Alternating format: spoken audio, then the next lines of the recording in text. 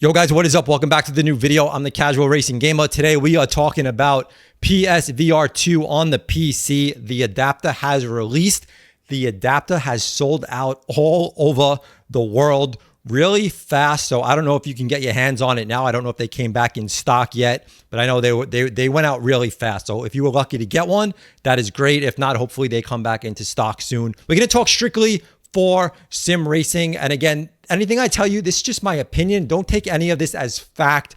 Everyone's opinion is going to be different. And honestly, this is my initial thoughts and opinion. You know, I got a good feel for it. And when I first set it up, just setting it up like initially was extremely easy. Honestly, I have never used the controls except for the initial setup on the PS5. And then ever since I set it up, because I only use it for GT7 on PS5. If you watch my channel, you already know that. But if you're new here, I don't play anything else in VR except for sim racing games. This is the first time I actually had to pick the controllers up. And now using the PSVR2 controller, you have to kind of use it on the PC. You have to actually like have it in your hand just to navigate through things. And let me tell you, it is one of the worst controllers to pick up when you can't see things and find where you actually have to like hold it in the correct way. So that was definitely that was tough. It was tough when you have to reach out, grab that thing, and then try to figure out where the top and the bottom is. It is not friendly. I think it's not a friendly design if you're in a VR headset. But all that out of the way,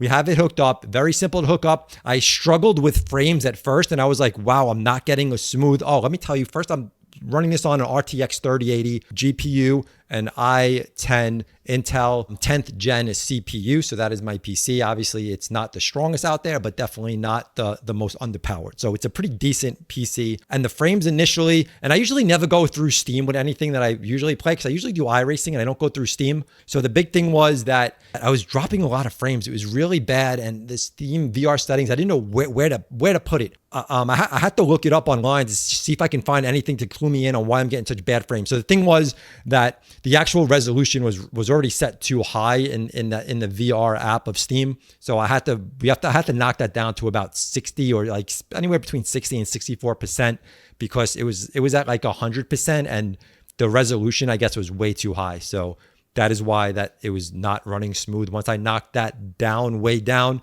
it just seemed weird to knock it down to 60%. I'm like, wow, that's really knocking it way down there. But it actually wasn't. That's actually where the headset should be. So that's the actual correct resolution around that in the 60s. So once I did that, things started running smooth, running much better. Now, the two options you have, you can either run it at 90 or 120. I was running it at 90. I'm definitely not going to try to push 120 on an RTX 3080. Actually, I'm not happy that I don't have the option to go down to like 80 or even 72. I do run my Quest 3 at 72.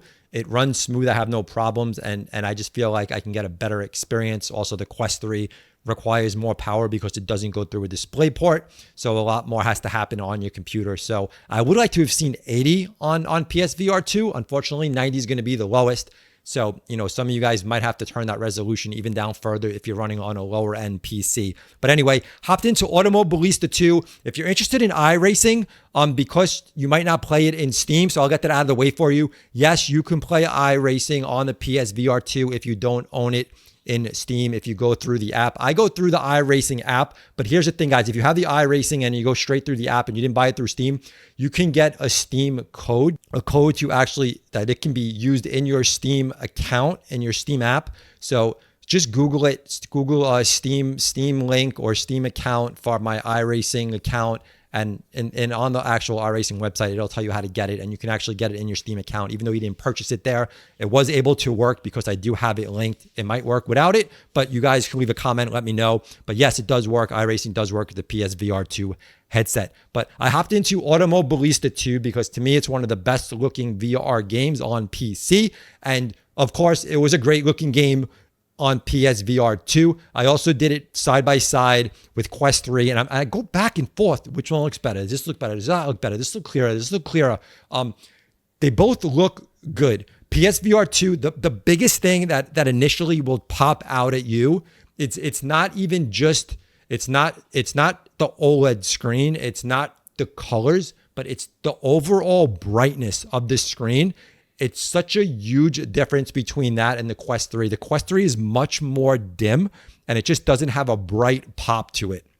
The colors are not bad on the Quest 3. So don't think you're getting bad colors. Now, of course, the Quest 3 has compression because it doesn't go through a display port. But the thing with PSVR 2 is because of the OLED screen and the filter that they use, and you get like that more effect. I call it a dirty screen effect. So it kind of gives you that, it kind of almost gives you that compression look because it has like that filter over it. So you're not getting that crystal clearness. The Quest 3 offers a special, like this crystal clear look.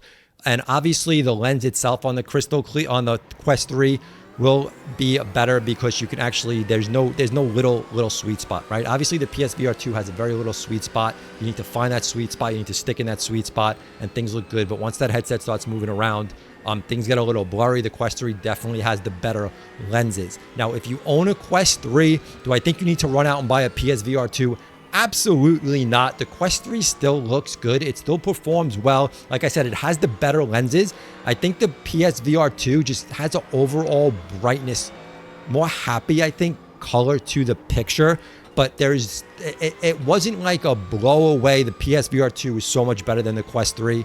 I actually had to go back and forth because I really wasn't even sure if one was better than the other. And then I was looking at something like on the dashboard and I'm like, okay, this looks a little blurry on the Quest 3. Maybe it'll be clear on the PSVR 2. Put it on PSVR 2 and I'm like, oh no, it looks, that blurriness is the same on like the wheel in the same spots. So it wasn't even like a difference of that. So the Quest 3, the clarity is very good, but again, you get the compression, but with the PSVR 2, you get no compression, but you do get that dirty screen effect. So it's kind of like a trade-off. But when you're looking at like text and things like that, the Quest 3's like when you're looking outside of a game and just on like a desktop through the Quest 3, like obviously the text is just a little more crisper to me. It's a little more clear. But it's such a, like, I can't say there's a clear winner between the two. So if you're sim racing on a Quest 3, you don't need to run out and get a PSVR 2. Now, if you do anything else outside of sim racing and you want a headset, like a general all-around headset, then obviously the Quest 3 is the headset for you. It has its standalone games. And if you're doing any kind of games, even hooked up to a PC, the wireless aspect of the Quest 3 for any other games that you don't need to sit down for, there's no comparison. I would never play VR games that I need to stand and jump around with a wire. So the Quest 3 just takes the cake there. There's no comparison there. But if you have a PSVR 2, if you have a PC and you're using it for PS5, I think it's definitely worth it to pick up for $60 for the piece. To hook it up, play some sim racing. You will get a good experience, nice color, nice brightness, nice pop, smooth gameplay. Again, I'm not going to say one is much better than the other, but one has the advantages of other ones. The other one has advantages in some things. And to me, it wasn't a clear winner. I think PSVR 2 is smooth. I think it looked good. And I wish there was 80 hertz again. I wish you were able to go a little bit lower with 80 hertz. I think that would have been an advantage for people with lower PCs. And even at a 3080, I'd rather run it at 80. But only option is a 90 or a 120. Again, it worked with Automobilista 2. I tried it out with iRacing. Worked well in iRacing as well. I did try it out in Assetto Corsa Competizione, and it was terrible. Like every other headset that I've tried with that game, the VR in that game is just atrocious. So it's not even like an issue with the headset. It's just the game. The VR implementation is terrible. So I wouldn't buy it for that if you're buying it for anything. I didn't try the initial Assetto Corsa, the original one, because I don't play the game. It's too much of a modded game for me. I don't have time to just mod and do this mod and that mod and this update and that update. So there is one more thing. I did go back to GT7 on my PS5 after playing around with the Quest 3 and the PSVR 2 on PC. And I'm going to say this. GT7 on PSVR 2 is still one of the best looking VR games. I didn't feel like a downgrade. When I went to my PSVR 2 on my PS5, put in GT7 after playing on the Quest 3, after playing on PSVR 2 on PC, the game still looked good. Even running at 60 hertz with reprojection to 120, like the smoothness, it wasn't, the clarity wasn't even that much lower, even those the PC headsets are running at a native resolution.